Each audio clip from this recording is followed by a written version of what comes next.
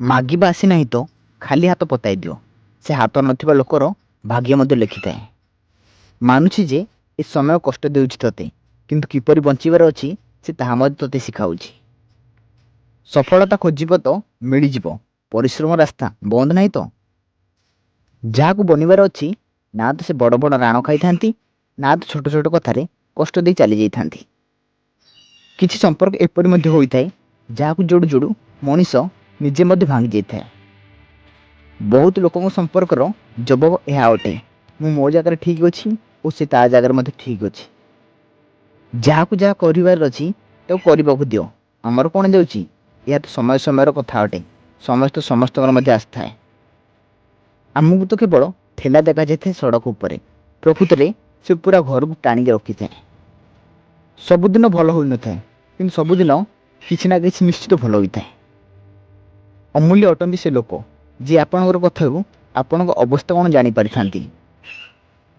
ଏତେ ବହୁତ ଭଲକୁ ମଧ୍ୟ ଖୋଜନ୍ତୁ ନାହିଁ କି ଭଲକୁ ମଧ୍ୟ ଆପଣ ହରାଇ ବସିବେ।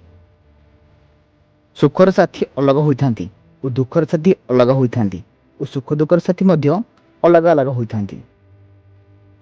ଏପରି ହସିବା ଭଲ କଥା ଅଟେ, କିନ୍ତୁ ଅନ୍ୟ ଉପରେ ହସିବା ଭଲ କଥା ନୁହେଁ।